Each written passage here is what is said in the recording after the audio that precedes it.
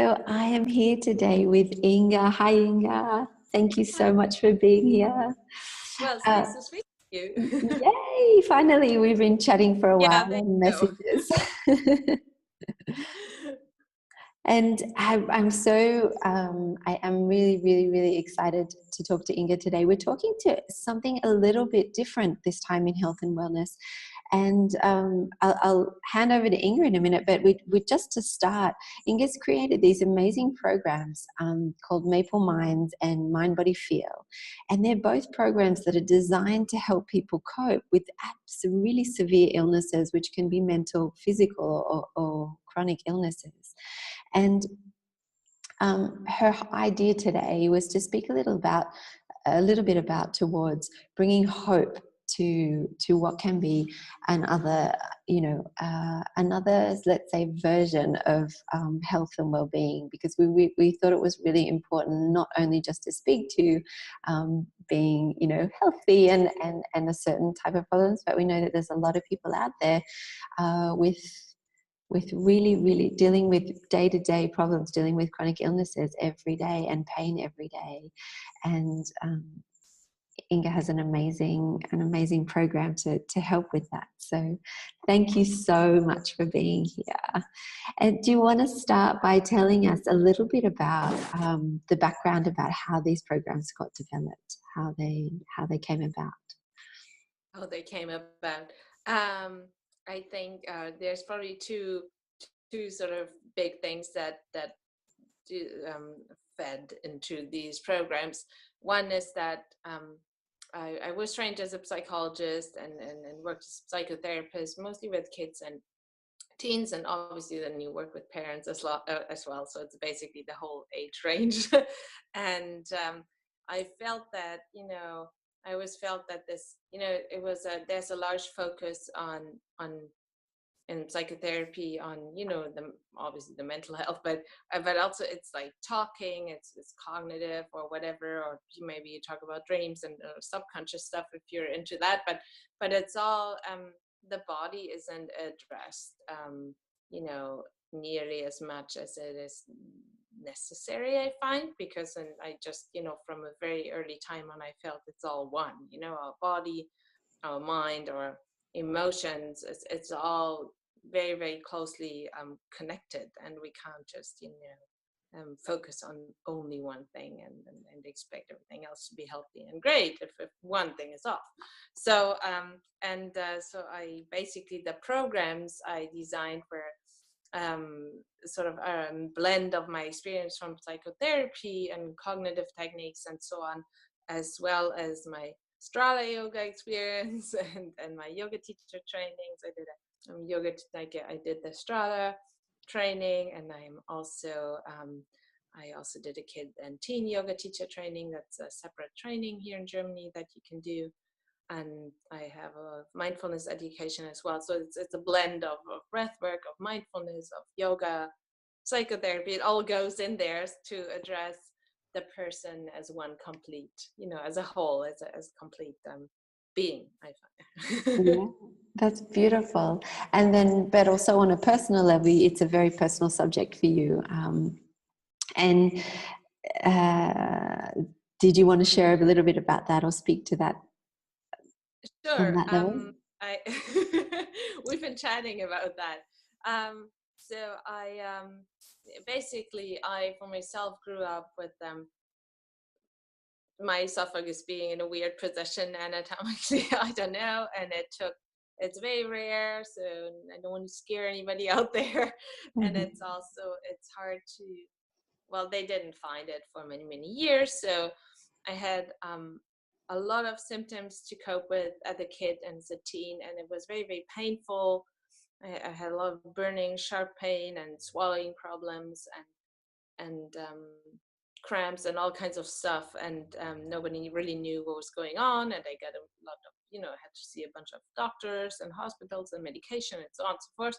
So it was not easy growing up with this, and eventually had huge surgery where as an adult where things were sort of like, I don't know, put in the correct, at least anatomically, position. But so I have basically my torso is covered in scars, and I have an implant in my diaphragm. So basically, I also had to teach myself how to breathe, which is, I think, the breath is just a very, very important part of the, of the program, because I find it is the one thing that sort of connects our emotions, our mind, our body. We can really feel that connection via our breath, or explore that. And so I for myself had to, basically relearn how to breathe deeply. And so I wouldn't say I'm an expert on illness because of that, but maybe I'm kind of, I have experienced some sort of severe illness from the inside out as well, and recovery as well. Or partial, of course. You always live with a ton of, sequels now. It's not like everything is great, but I think I don't know how it exactly feels, for someone else to be ill, even if someone had the exact same thing. But I know what it can feel like to grow up and be different, and cope with, lots of health stuff and pain and insecurities and feeling different from your peers. I think that's a big thing as a teenager, especially. Yeah, basically what your own personal story and what you trained in were both intertwined to help someone that's maybe going through something similar. And I think that it's so beautiful to touch on that. So I guess our idea with sharing this today was there is so many people out there going through things that are very, very painful illnesses in the body, that there is that certain amount of hope, and there are programs designed for this. And I think that's so amazing. So what could you say to someone that that is maybe in a stage of going through this themselves? That I don't know if it's the one thing that you can say, because I find a lot about the way I work is also to create this experience of, I can still, experience joy in every day, and there's something, beautiful probably in every day, and not in a way of I'm pretending to be happy when I'm not, because this doesn't work, that's not authentic, and nobody wants that. But more in a way of I have this little smiley ball. I don't have it here now, but it looks like a smiley. And my teens, they once called him Steven, actually. So usually when I work with the teens for the hospital or so, Steven, and then at the beginning of each session, we roll Steven around and everybody shares something. Then I say, what made you smile today? And especially adults or teens who grow up, and have been ill for quite a while, they usually have a difficult time in the beginning, or often have a difficult time finding anything that, has been good today, because everything looks sort of dark, or, painful and difficult and maybe hopeless. And over the weeks, it's like retraining your brain, because when you're in a very bad state mentally and physically, your brain like picks stuff that matches the way you're feeling, your emotions that you have right now. So if you're in a bad condition, you might see more negative things and pessimistic things, and we sort of retrain our brain over the weeks to see more positive stuff. And really it's surprising, like after a few days, people come and they smile and they say, hey, I was, I thought there was nothing beautiful, but then I saw the flowers blooming, and I think spring is coming. Or I am in Canada, it's a big thing if spring is coming, because we have like meters and meters of snow. I'm currently in Berlin though, and I'm happy about that because it's much warmer here.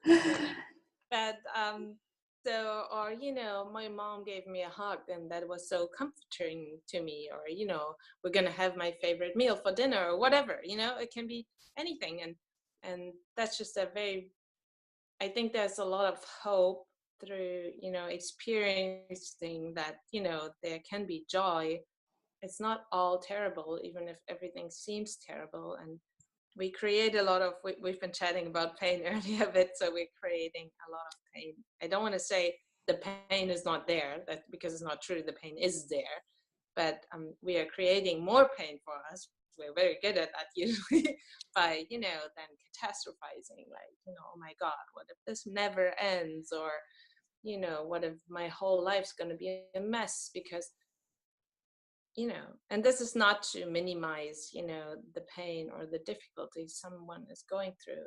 I can understand that very well. And I've seen a lot of, very people struggling with severe challenges, and but you can gain that, a little bit of hope and So also just strength from the inside out. I can do this. Yes, I can cope. And they learn how to cope with pain, for example.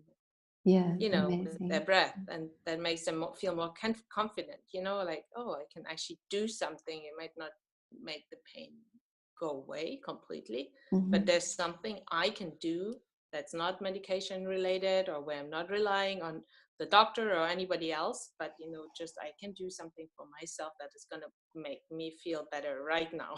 And I think that is very that can give you a lot of hope if you experience that. I think that's an important question to ask everybody. What made me smile today? I think we should all be doing that. I actually do practice. that with my daughter every night. Yeah. And she's 10 now. She's going to be 11. So, but she asked for it, now, like when she was smaller. But it's good. And then also I have to think about, what made me happy today. And of course, we can journal on that and stuff like that. But this is a good thing for everybody. Great practice. Yeah, beautiful. Thank you. It's actually something we found out with these programs.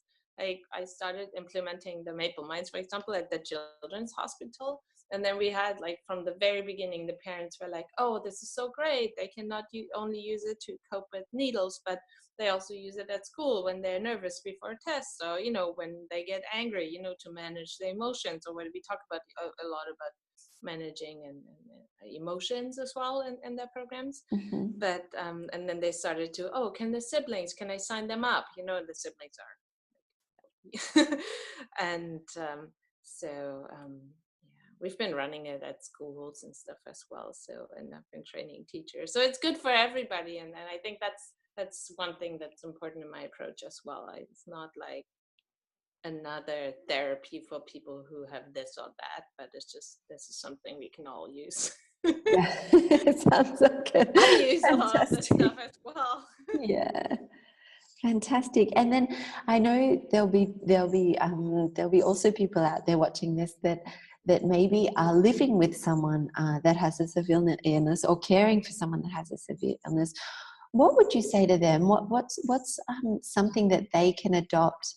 First of all, how to approach someone, and maybe also what's the most important thing that person can do, either living or caring with someone with a severe illness.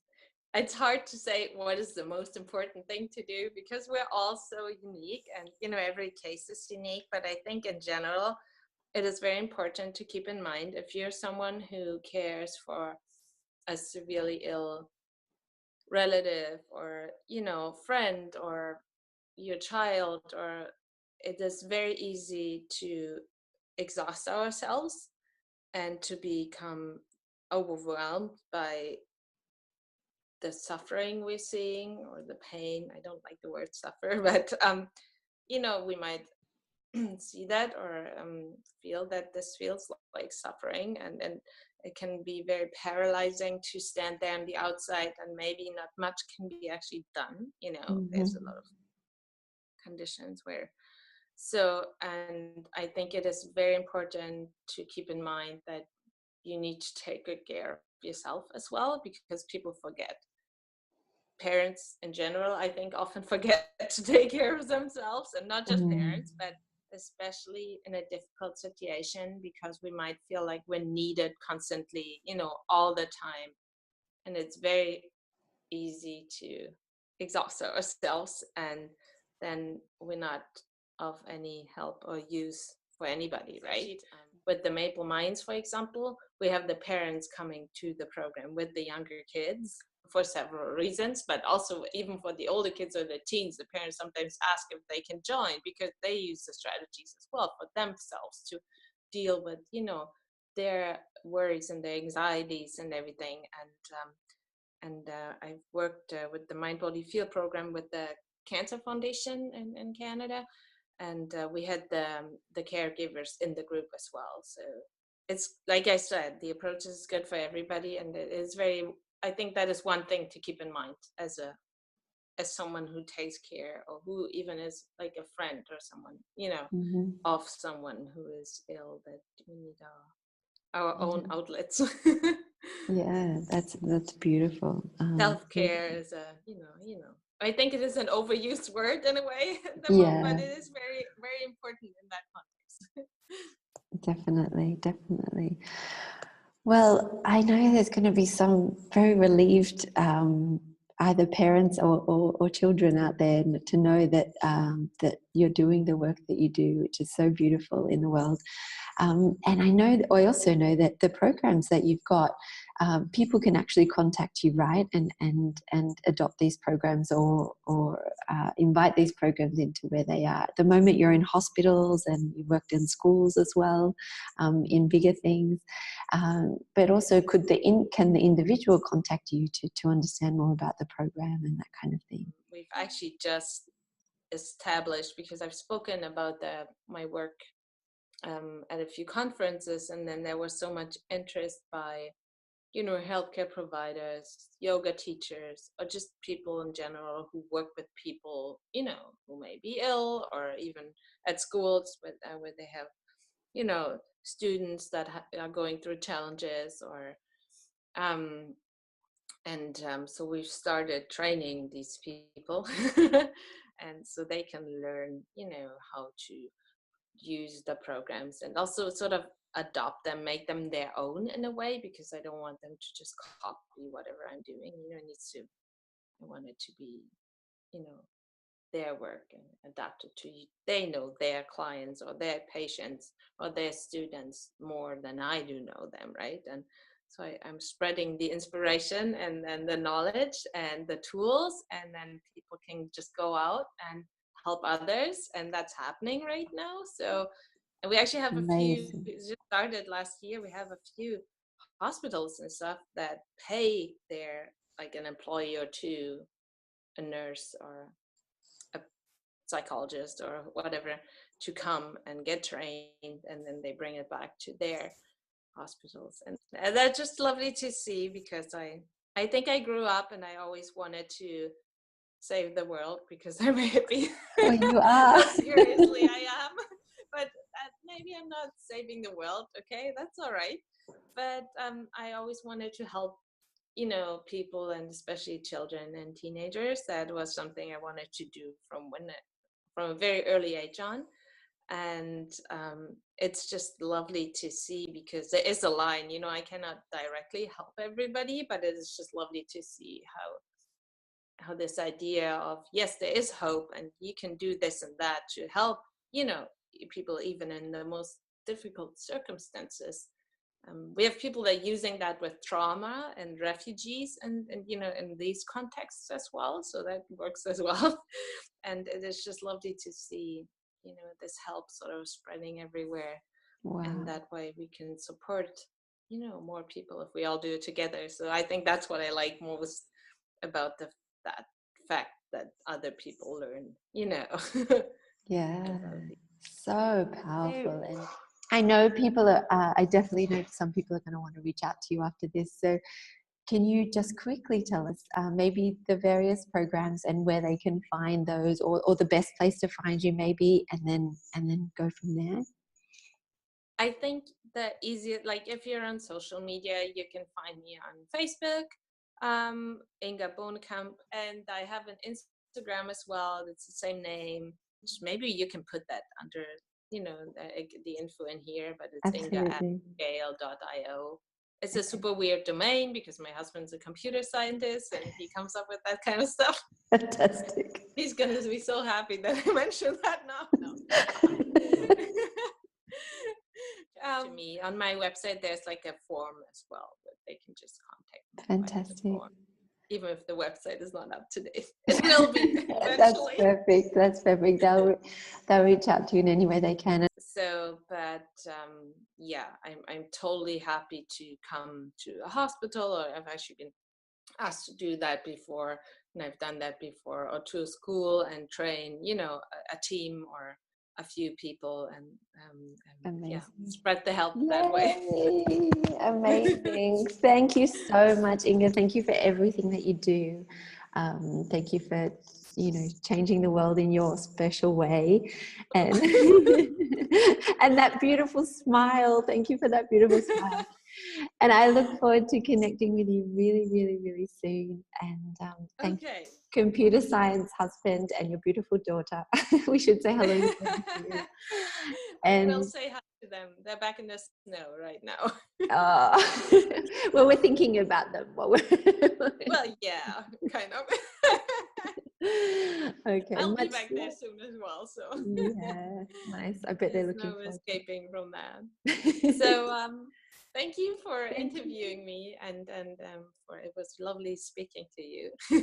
Yeah, beautiful. Thank you. And we'll talk to you soon. Bye. Bye.